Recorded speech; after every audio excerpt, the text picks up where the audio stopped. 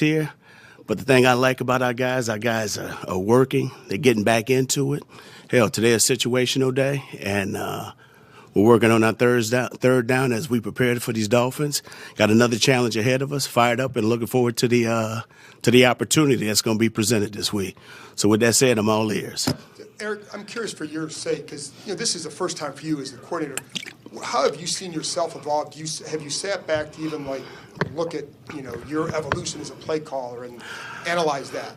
Well, first of all, this is not my first time as a play caller. I've been doing this now for 6 seasons. So I've been in this role. I've been in this seat. I've been in this chair, and certain days are better than others. Obviously, you want every day to be a perfect day, but it's been fun. Obviously, you want to be at your best, and you always want what is best for your players.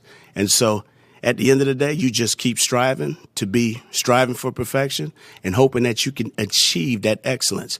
But we all know that it's a working process every single day. And then where have you seen the offense develop, and maybe even some things that maybe might not be as visible to us, but it is to you? You know what? I'll say this. I've seen growth in a number of positions. I've seen Charles Leno. I mean, he's grown, just gaining a true understanding of what we're doing. I've watched Sam. I watched Sam, grow as a quarterback. I mean, he's making plays. Now, has everything been perfect for him? No, but he's making tremendous strides. Watching the growth and development of Jahan. Watching his route tree grow and just the dynamic playmaking ability that he has. And then, just watching B-Rob. B-Rob has become it's a running joke with me and him. He's a receiver now, and he's doing a great job in the pass game. So it's been fun watching the growth process. At the end of the day, you want for all of these guys to have a tremendous amount of success, but it's a work in progress. We got to learn how to do it together consistently. Eric, you mentioned that you've been calling plays for the last 6 years. Obviously, one of the conversations or thoughts is when you have Andy Reid there, how much is it you versus him? For this year, how has it been not having that, I don't know if you call it a buffer or safety net or whatever, how has it been just with you being the lead at this point in the season? You know what? It's been a lot of fun. It's been a lot of responsibility. A lot of communication that takes place between myself and our staff. On top of that, these guys, it's all a collective group. Everybody's into it and everybody's helping building the game plan. But it's been one that there's been many highs, and obviously you always look back upon things and say, you know what, maybe we should have did this or maybe we should have did that. But you're always evaluating self just to make sure that you're dotting your I's and crossing your T's and making sure that you're making the right decisions at the right times for these particular situations that present itself. But I've enjoyed it. On a different topic, typically the roughing the passer penalties have become a bigger topic this year. It's affected you guys a couple weeks ago with KJ Henry and other plays. We typically ask the defensive coaches here about that. I'm just curious from your view, what do you think of this roughing the penalty topic? You know what? I'll say this. I have no comment because of my biasness of the time and age that I played. So I'm going to just leave that alone. I'll leave that up to the defensive coaches.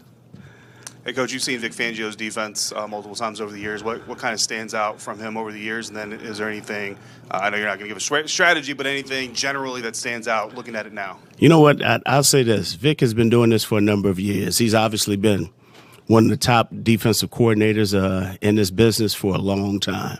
I have the utmost respect for him. He does a great job. He does a great job of building the roster, getting the right pieces to do the things that he wants.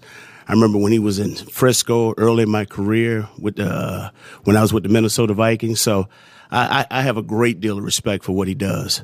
Obviously, he's done a great job putting it together, and it's his first year.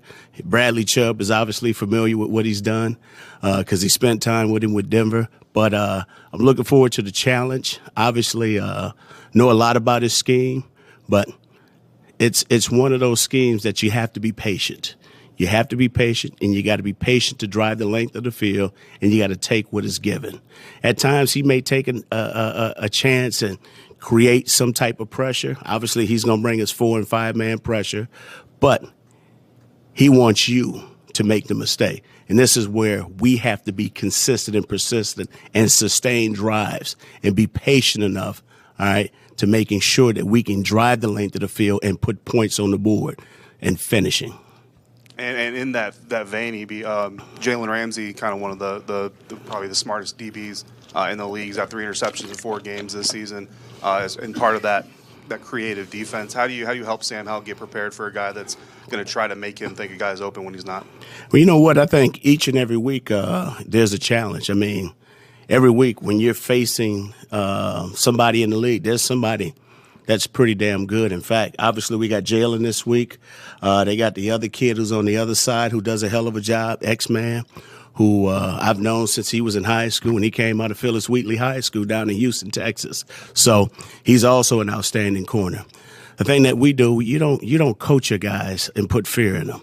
At the end of the day, we got to go out and play. We got to go out and be the very best of who we are. And so when it's all said and done with, we got to go out and execute our scheme and execute our job better than they're executing their scheme and better than they're executing, utilizing their God-given ability. But we just have to go play. I'd be curious if you'd be willing to revisit a play from last week, the 4th and 1 play where you hand off. It looked like he bumped into Dotson there. What you guys learned, took away from that? Well, first of all, we got to execute better, okay? In hindsight, looking at it, you probably want to do something different. But at that particular time, in that particular moment, that was the right call. Could we have done better? Yes. If there's something that I probably could have called? Yes. There's a number of things that come up. But when you're a play caller, you got to understand, every play that you design is designed to go for a touchdown. And it's unfortunately that we didn't go for a touchdown in that particular situation. When it's all said and done with, we got to coach better. We got to make sure that we're putting our guys in the right situation. Then on top of that, regardless of what we call, our guys got to go out there and do a great job of executing. So it goes hand in hand, but that's one of those calls that I wish that I can have back. Do you feel like, because you guys were in their territory a lot, just didn't finish, did you feel like maybe it was closer than you got credit for in terms of what you were able to do? Well, it was close, and then, I mean, we just didn't finish. You know, our guys, our guys fought. They played hard. They played fast. Now we have to learn how to sustain drives and finish. That's a part of the growth process. That's a part of the maturity level that we need to inherit as an offense. That's going to help us to grow collectively and together as a unit. So those are just some of the things that when you're establishing a culture of responsibility and accountability, those are some of the things that's a part of the growth process when you're enduring this time. When you're playing a team like the Dolphins who have such an explosive offense, how does that affect kind of your game planning, or does that affect kind of the way that you think about how you're going to attack their defenses, knowing that you're probably going to have to put up points to score? Well, you want to score 100 points if possible. You know, they got a world-class track team over there. One of them I'm very familiar with. So, yes, they do have a great offense. They're doing a number of things, and our job is to make sure that we're doing our part. When it's all said and done, our guys understand exactly what they're supposed to do. We got to drive the length of the field. We got to finish those drives, and we got to score, all right? On top of that, if we're doing our part, we'll give ourselves the best chance of winning. Our guys are confident. They know exactly what they're capable of. Now we just got to eliminate the BS and just go play. Like you said, they have a world-class track team. Is there any thought to try to slow the game down, work the play clock, that kind of stuff? Or do you guys just have to go with the same mindset week after week after week? I think it's a combination of both. You want to make sure that you can hold on to the ball as much as possible. But on top of that, too, regardless of what you do, you got to score points. That's the name of the game. You got to outscore your opponent. So our defense is going to go out there and play their tails off. We know that, okay? But when it's all said and done, we have to do our part, okay? My job is to make sure I'm putting the guys in the right situations, getting creative with the game plan, but on top of that, making sure that we're doing exactly what you said. We got to hold on to the ball and keep them off the field as well. But if we're holding on to the ball and we're not finishing and sustaining drives, it really does not do anything.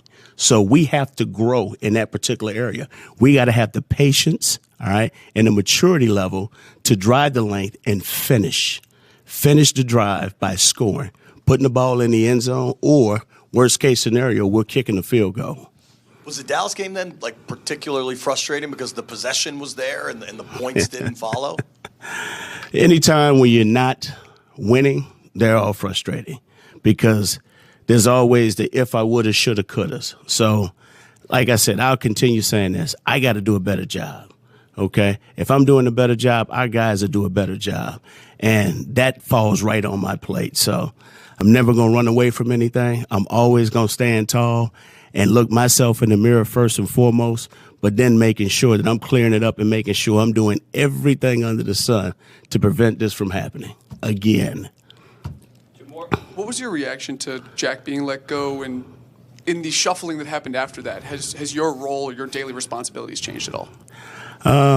I'll say this. It's unfortunate that what happens, and obviously if you've been a part of this business long enough, these things happen. I've happened to know Jack, since I was a kid in high school.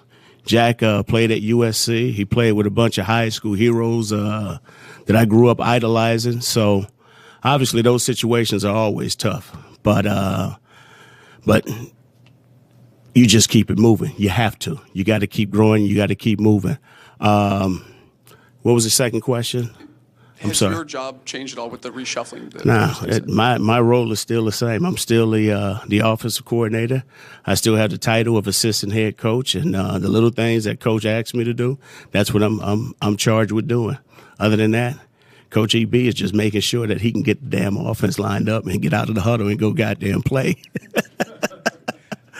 To that point, over the last couple of weeks, your early down run rate has gone up a little bit. Why is that?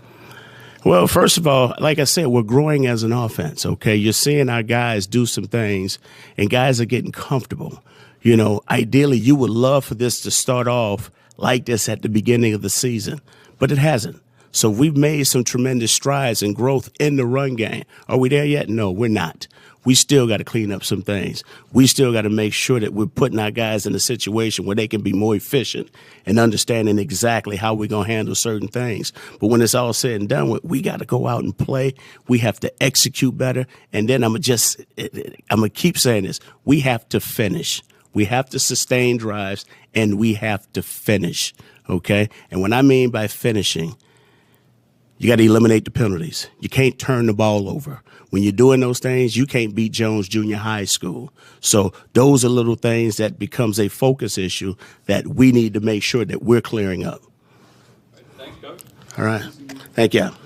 Thanks, Eric. No problem. Appreciate y'all. It's world-class track team.